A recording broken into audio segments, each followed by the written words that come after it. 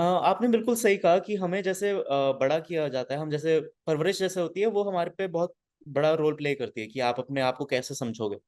And मेरी भी परवरिश वैसी थी कि आपको अपने आप को एक्सप्रेस नहीं करना, इमोशंस अपने दबा के रखने हैं या फिर किसी को बता के नहीं रखने, किसी पे ज्यादा भरोसा नहीं कर सकते। एंड लड़कों को ऐसे ही रेज किया जाता है। जुकाम हो, खांसी हो, डायबिटीज हो, किडनी ट्रांसप्लांट हो या लिवर सिरोसिस हो, हम खुल के सभी लोगों से बात करते हैं। क्यों? क्योंकि हमें प्रॉब्लम है and we need help. But when it comes to mental health issues, we hide it. हमें स्ट्रेस है, एंजाइटी है, हम किसी के साथ शेयर नहीं करते। हमें ग्रीफ है, we are feeling sad, we have no one to share our sadness with. But why do we attach so much stigma to mental health issues? To discuss all of this, I have invited today a young psychologist, Arjun Gupta. I stumbled upon his Josh Talk, जिसमें उन्होंने खुल के अपनी problem के बारे में discuss किया है। The dream that my 11-year-old self had seen was finally on the verge of becoming a reality. And yet, somewhere deep down inside me, I knew something was wrong. I did not want to accept that everything around me felt colorless. I did not want to accept that I was depressed, and I still wanted to kill myself. ना केवल discuss किया है, कैसे उन्होंने help ली and how he overcame his problem. Let's hear it from Arjun. Welcome to stories matter.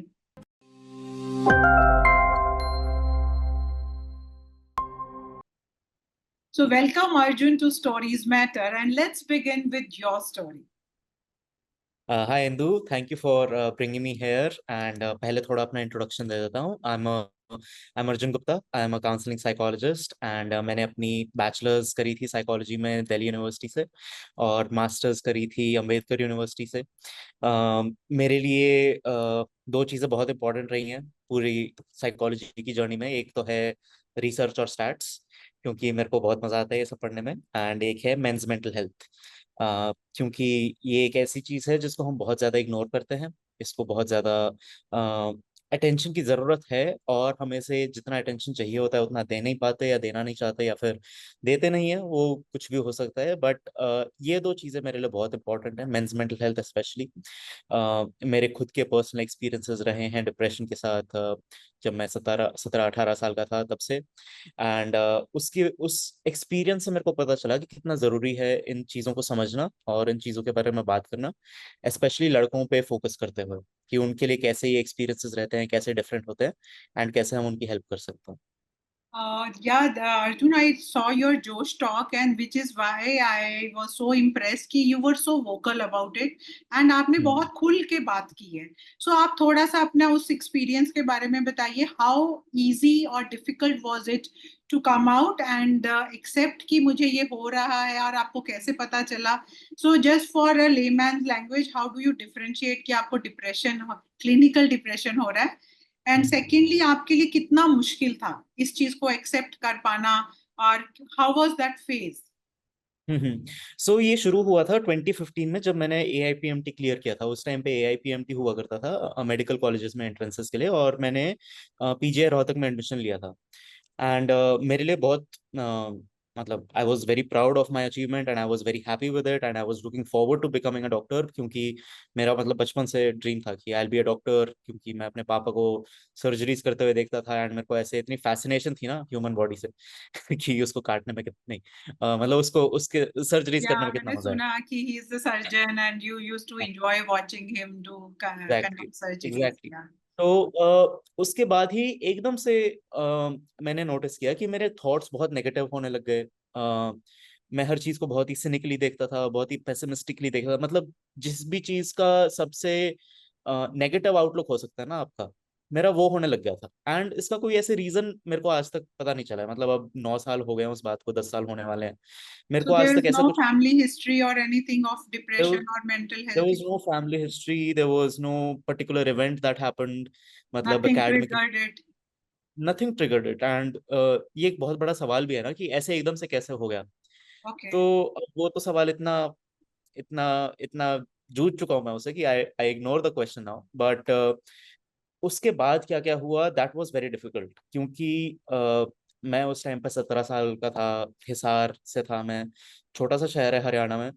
तो ठीक है, डिप्रेशन वगैरह का नाम सुना था मैंने, बट ऐसे मेरे को लगता नहीं था कि हो सकती है मुझे डिप्रेशन, या फिर स्पेशली लड़कों को हो सकती है डिप्रेशन। ये तो मेरे को था कि लड़कों को तो बिल्कुल ही नहीं होगी, स्ट्रांग लड़कों को तो बिल्कुल भी नहीं होगी। और मेरा ऐसा था दिमाग में कि मैं तो बहुत स्ट्रांग हूँ, मेरे को डिप्रेशन नहीं हो सकती। तो मैं 2 महीने के अंदर अंदर ही मैं इतना अग्रेसिव होने लग गया, इतना इरिटेटेड रहने लग गया, सबसे घर पे लड़ाई होने लग गई, दोस्तों से लड़ाई होने लग गई। एंड एक पॉइंट के बाद मैंने कॉलेज जाना बंद कर दिया, क्योंकि मतलब बेड से उठ ही नहीं पाता था मैं कि कुछ जाके कर लें। और इस समय मेरे को ऐसा था कि ये डिप्रेशन नहीं है, ये तो मैं ऐसी मैं ही कुछ कर रहा हूँ, मतलब मेरी कुछ गलती है जो मैं ऐसे कर रहा हूँ। एंड डिप्रेशन नहीं हो सकती। इस सब में लकीली मेरे मम्मी पापा बहुत सपोर्टिव थे। उन्होंने ही सबसे पहले बोला कि बेटा, तू ऐसे बिहेव नहीं करता normally, something is wrong I feel, तू किसी साइकाइट्रिस्ट को दिखाना चाहेगा? तो मैंने बोला हाँ चलो ठीक है, चल पड़ते हैं, देख लेते हैं क्या होगा। एंड पहली बार जब गए साइकाइट्रिस्ट के पास, तो उन्होंने बोला कि हो सकता है डिप्रेशन हो। लेकिन मैं तब भी मानने को तैयार नहीं था, क्योंकि वही मेरे को था दिमाग में कि डिप्रेशन नहीं हो सकती मेरे को।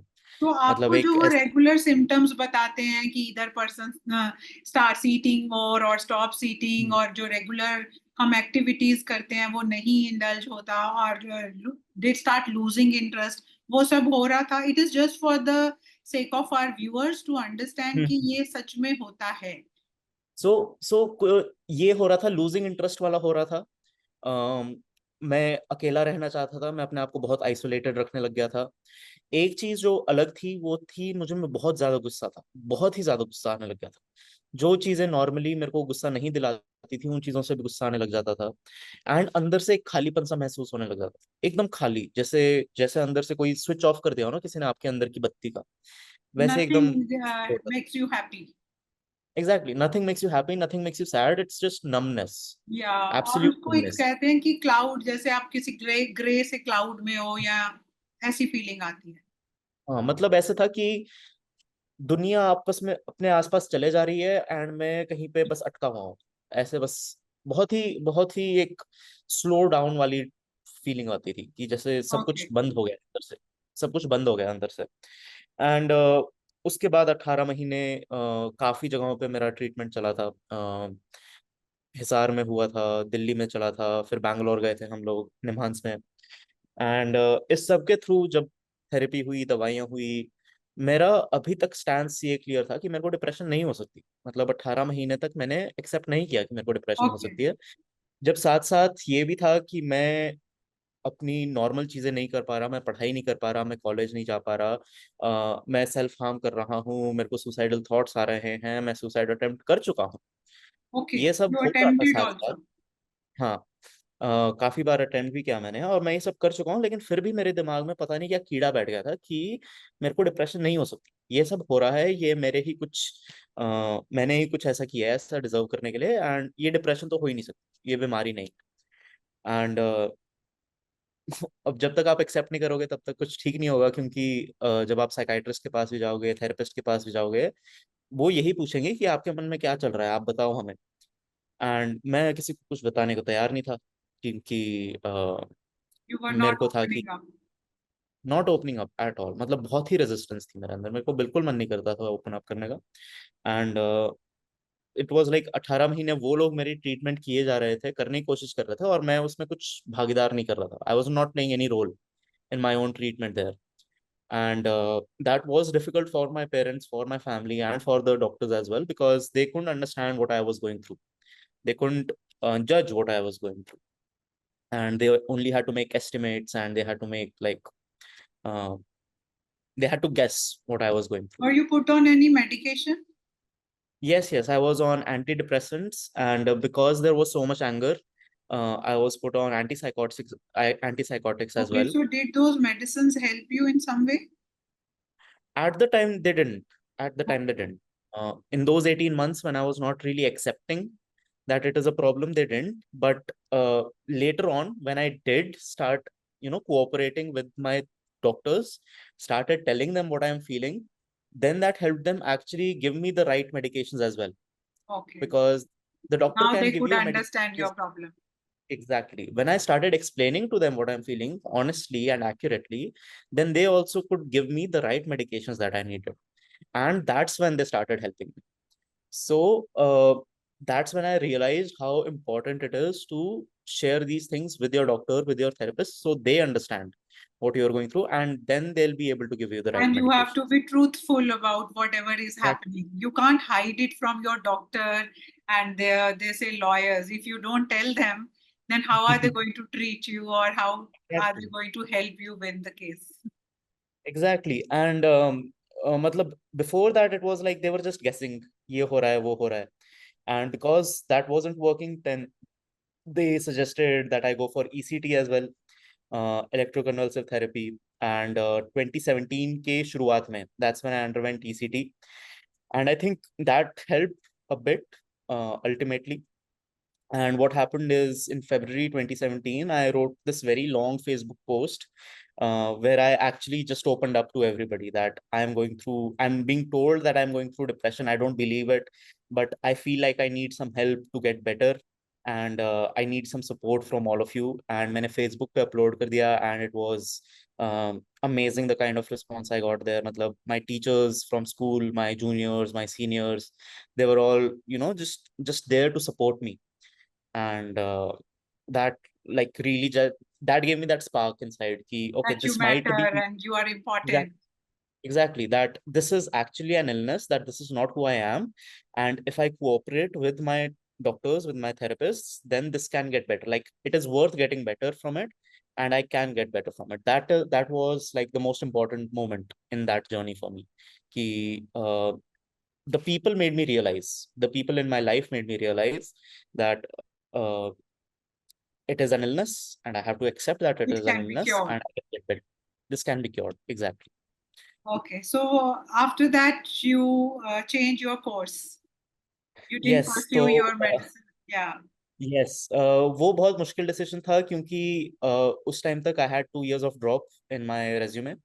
And the college I was in Bangalore Medical College, in 2016 I shifted to Bangalore Medical College, and they were very supportive, they were understanding. They said that if you want to start again from first year, you can. But I was very open with my parents about it, that it is a 5.5 year course. It is very, very rigorous. Um, and it will be 3 years more after that when you're going for your PG and then your super specialty. So like, there's like a decade gone. And that's in very, very stressful circumstances, which I am not sure I'll be able to handle, because I was in a very sensitive Yeah, and zone when it I takes was. a lot of time to settle in this It takes a medicine. lot of time to Yeah, settle in, and medicine is a very, very, very rigorous field. absolutely. So, so my parents were very supportive. They were like, ठीक है, तेरे को जो ठीक लगे वो कर ले, कुछ और कर ले. And that's when we decided to go for psychology. And 2017 में मैंने फिर psychology join किया Delhi University से, and I've been here ever since. So what I hear from your story is, first is accepting. Then Mhm. when you meet your counselor or a psychiatrist, you have to be really truthful about your thoughts. Third is family and friends. They are the most important people and the support around you who can help you overcome this बिल्कुल, situation, isn't it? बिल्कुल, बिल्कुल, Okay, बिल्कुल. so in And your conversation, you made a very strong point कि males को नहीं होता, and you are focusing all your counseling services also to male. Any particular reason for this? I also teach a lot of gender sensitization, जहाँ मैं कहती हूँ कि हम जिस तरह से अपने बच्चों को रेज करते हैं और जो sentences बोलते हैं कि ये लड़कों को होता है, ये लड़कियों को नहीं होता, लड़के रो नहीं सकते, एक्सप्रेस नहीं कर सकते, गुलाबी रंग नहीं पहन सकते, but all of this we have to break and we have to improve our conversations. तो इसके बारे में थोड़ा सा, क्योंकि मुझे ये बड़ा स्ट्रॉन्ग लगा वर्ड मेल्स, तो आप थोड़ा सा बिल्कुल. इस पे हाईलाइट कीजिए. आपने बिल्कुल सही कहा कि हमें जैसे बड़ा किया जाता है, हम जैसे परवरिश जैसे होती है, वो हमारे पे बहुत बड़ा रोल प्ले करती है कि आप अपने आप को कैसे समझोगे. एंड मेरी भी परवरिश वैसी थी कि आपको अपने आप को एक्सप्रेस नहीं करना, इमोशंस अपने दबा के रखने हैं, या फिर किसी को बता के नहीं रखने, किसी पे ज्यादा भरोसा नहीं कर सकते. एंड लड़कों को ऐसे ही रेज किया जाता है. दिक्कत ये होती है कि मेंटल हेल्थ इश्यूज जो होते हैं, they are very centrally, they feel are in emotional. Weak, या वो उसको हम अपनी वीकनेस समझते हैं कि एग्जैक्टली। अगर किसी को पता चल गया तो इट्स अ बुरी बात कि हम्म। भाई इसको कि डिप्रेशन हो रहा है, भाई ये सैड है या इसको एंजाइटी हो रही है, तो मुझे बताना नहीं है कि मुझे, डरपोक सा है। मैं कमजोर हाँ, हूँ। हम इसको बिल्कुल अपनी बिल्कुल। कमजोरी मानते हैं, बीमारी नहीं। Exactly exactly. और मेरे साथ भी यही बहुत टाइम तक यही दिक्कत थी कि मैं उसको अपनी कमजोरी माने जा रहा था कि मैं तो इतना कमजोर हो गया कि मैं ऐसे पस्त हो गया हूँ एकदम, and I am just like down and out. And I think a lot of boys suffer needlessly because they feel that they are not worth getting better and that they cannot get better, that they are permanently weak people and that they cannot come out of it. सो इस वजह से मेरा हमेशा focus रहता है mains mental health पे। एक तो मैं अपने अपने जैसे लोग जो उसी चीज के थ्रू गो कर रहे हैं उनको भी मैं शायद से इसमें एक ऐड करना चाहूंगी कि do you think as a counsellor now कि बॉयज में एम्पैथी फैक्टर थोड़ा कम होता है गर्ल्स के कंपैरेटिवली, इसलिए बॉयज को पता है क्या लगता है, अगर मैंने दोस्तों से शेयर कर लिया तो वो इसी बात के ऊपर मेरा मजाक उड़ाएंगे, स्पेशली हॉस्टल्स में। कि अगर मैंने कहा मुझे ये हो रहा है, मुझे घबराहट हो रही है, या मुझे आई एम फीलिंग सैड और I am missing my parents, even initial years if you see, जो बेचारे फर्स्ट ईयर फर्स्ट सेमेस्टर में होते हैं, they do miss their families, first time बच्चा ही है जो 16-17 साल बाद घर से निकला है। बिल्कुल so they don't even want to acknowledge and accept कि हाँ we are missing our parents. And अगर वो बच्चा बोल देगा कि मुझे मम्मी पापा की याद आ रही है, तो वो उसका मजाक बनेगा। सो ये भी एक रीजन है शायद जहाँ पे बॉयज खुल के नहीं बात कर पाते अपनी इमोशंस की, अपनी बिल्कुल गर्लफ्रेंड्स है। की, रिलेशनशिप्स की, क्योंकि वहां उनका मजाक उड़ना लाजमी है। बिल्कुल है, और दिक्कत यह है जो लोग मजाक उड़ाते हैं वो भी यही महसूस कर रहे होते हैं। उनको खुद को भी यही महसूस हो रहा था, वो खुद के अपने पेरेंट्स को मिस कर रहे होंगे, लेकिन कोई और बताएगा तो उनका मजाक उड़ाना है, क्योंकि ये लगता है कि अगर याद ही करते रहे तो फायदा क्या होगा। याद करने से तो कुछ नहीं हो सकता, करना ही पड़ेगा, अब ऐसे ही करते रहो। तो और अर्जुन, हाँ बताओ। आपके केस में यू वर वेरी लकी कि आपके पेरेंट्स दोनों मतलब फादर हम्म, डॉक्टर है एंड बहुत एजुकेटेड फैमिली है। बट हम्म, आपको लगता है कि कुछ पेरेंट्स हैं जो एक्सेप्ट ही नहीं करते? देयर आर केसेस, बहुत। You know, when we have 1-to-1 sessions जहां बच्चे कहते हैं कि फादर कहता है कुछ नहीं है तुम्हें, तो वो उसको मेडिसिन ही नहीं खाने देते और कोई जरूरत नहीं साइकेट्रिस्ट और ये काउंसलिंग काउंसलिंग की। तो यहाँ पे आपको क्या लगता है पेरेंट्स का क्या इंपॉर्टेंट रोल है? देखो, मैं तो हमेशा मानता हूँ मैं बहुत ही लकी रहा इस मामले में कि मेरे पेरेंट्स इतने सपोर्टिव थे। जो पेरेंट्स सपोर्टिव नहीं होते उनको भी मैंने देखा है एज अ काउंसलर। मैं उनको देखता हूँ कि वो आ जाते हैं बच्चों के साथ और वो बोलते हैं कि ये बच्चा तो हमें जबरदस्ती ले आया, ये तो ऐसी बहाने मार रहा है, इसको इसको आप समझा दो कुछ कि ये ना करे ऐसे। हाँ, और व्हाट्सएप पे आता है ना कि एक थप्पड़ मारो तो डिप्रेशन ठीक हो जाएगा। So all those people those who are listening to us, ये डिप्रेशन या जो सीरियस एंजाइटी इश्यूज है, स्ट्रेस है, ये थप्पड़ मारने से ठीक नहीं होते। ये सिर्फ एक टॉक थेरेपी कह सकते हैं। अगर पेरेंट्स बच्चे की बात ध्यान से सुन भी लें और उसको कन्विंस करें कि हाँ counselling is not that bad. और हम्म। आगे जो मुझे आपसे पूछना है कि as a counsellor do you feel कि बहुत स्टिग्मा अटैच्ड है अभी भी लोग बाहर जाके forget about recommending you, they won't even tell that they are seeking therapy from so and they are really feeling better after 5-6 sessions. तो इसको हम डीस्टिग्मेटाइज कैसे कर सकते देखो, थेरेपी की जब भी बात होती है लोगों को ऐसा लगता है कि वहां पे आप जाओगे थेरेपिस्ट के पास, वो आपका दिमाग पढ़ देगा, आप पे पता नहीं क्या जादू कर देगा और आप एकदम से ठीक हो जाओगे। एंड लोगों की बहुत ही डिफरेंट एक्सपेक्टेशंस होती हैं थेरेपी से। एंड उनको एक जो समझ होनी चाहिए ना बेसिक की थेरेपी होती क्या है, काम कैसे करती है, उसके बेसिक प्रिंसिपल्स क्या होते हैं, अगर लोग वो समझेंगे तो उनको ऐसे होगा कि ठीक है ये इतनी कोई बड़ी बात नहीं है। इतना ऐसे कुछ ऐसे नहीं है कि आप किसी के पास जाओगे वो आप पे कुछ हैं? टेक्निक्स जादू यूज कर टोना देंगे कर और आप देगा। जादू टोना कर देंगे और आप ठीक हो जाओगे। वो एक जो मिस्टिफिकेशन है ना थेरेपी की, उसको ठीक करना पड़ेगा कि थेरेपी काम कैसे करती है। और एक जो स्टिग्मा आपने भी बात करी, स्टिग्मा इतना रहता है कि लोग छुप छुप के आते हैं। अ, आंखों पे सनग्लासेस लगा लिए, मुंह ढक लिया, उसके बाद जाके अंदर तक आते हैं क्लिनिक तक कि किसी को पता ना चलता है कि कौन आ रहा है। इतना इतना एक जो लोगों के सामने अपनी इमेज बनाने का स्ट्रेस रहता है लोगों में कि हम अगर आई उनको थिंक ये पता चल। जिंदगी जीते ही लोगों के लिए है सारी जिंदगी। लोग क्या कहेंगे। बट अगर आप देखो फिल्म स्टार्स हैं, वो तो फ्लॉन्ट करते हैं कि this is my therapist and मेरा थेरेपिस्ट मेरे साथ आता है मेरे शूट में भी। तो यहाँ पे ये फर्क इतना सारा क्यों? देखो उसमें तो सेलिब्रिटीज का तो मेरे को पता नहीं, वो अपनी अलग ही दुनिया में जीते हैं बिकॉज उनको लेकिन इमेज की प्रॉब्लम नहीं है। ये प्रॉब्लम है कि हाँ, एक आम इंसान को इसी चीज में डर लगा रहता है कि मेरा पता चल गया तो मेरा गाइड मेरे नंबर ना काट ले, या मेरी परसेंटेज ना खराब हो जाए, या मेरे पे फ्रेंड्स हंसेंगे। सो ये चीजें हमें, इसीलिए मैंने आपको इनवाइट किया है कि एक तो male counselling, and number two क्योंकि आपने इतनी अपनी जो प्रॉब्लम्स है उसके बारे में ओपनली बात की है, एक्सेप्ट करके इलाज करा के, not only that you have helped yourself but you are helping others overcome it. Anything that you want to convey to your male counterparts or boys who are dealing with similar issues, relationship issues, anxiety issues, stress, तो उनके लिए आपका क्या message है एक बढ़िया सा? देखो मैं ये कहूंगा, मैं ये नहीं कहूंगा कि अपने इमोशंस के बारे में सबसे बात करो या जो भी मिले उससे बात करने शुरू हो जाओ। मेरा सबसे इंपॉर्टेंट मैसेज ये रहेगा कि खुद को समझ लो, अपने आप को समझ लो, अपने आप की प्रॉब्लम्स को समझ लो। वो चाहे जर्नलिंग करके हो, किसी डायरी में नोट करके कि आपको क्या क्या, आपका दिन कैसा रहा, क्या महसूस किया आपने, कैसा रहा। एक होता है इमोशन व्हील, होता है गूगल पे मिल जाता है, जिसमें आप नए नए इमोशन वर्ड सीख सकते हो। तो मेरे को याद है जब मैं 18 का था ना, मेरे को होता था कि ह्यूमन इमोशन सिर्फ 4 होते हैं, happy, angry, sad and normal, कि यही 4 इमोशंस होते हैं और इन्हीं में से रहूंगा मैं। लेकिन आप जब अपने आप को समझने लगते हो, नए नए इमोशन वर्ड सीखते हो, आप दूसरों को भी समझा पाते हो कि आप क्या महसूस कर रहे हो, या खुद को ही समझा पाते हो कि अच्छा मुझे ये फील हो रहा है, मुझे शेम फील हो रही है, मुझे गिल्ट फील हो रहा है, मुझे एक्साइटेड फील हो रहा है, मुझे नर्वस फील हो रहा है। तो नए नए शब्द सीखो, अपनी इमोशनल वोकैबुलरी इंप्रूव ऑल्सो करो। अंडरस्टैंडिंग कि अगर आप एंगर है तो उसके पीछे एक्चुअली वजह कुछ और ही होती है। सो यू कुड बी बिल्कुल बिल्कुल। Hungry, you could be frustrated, you could be hurt. तो वो हर्ट भी एंगर की फॉर्म में है, ग्रीफ भी एंगर की फॉर्म में है। तो ये बहुत इन डेप्थ एनालिसिस है which people do not understand, और अगर आप प्रोफेशनल्स के पास जाएंगे तो I am sure you can feel better.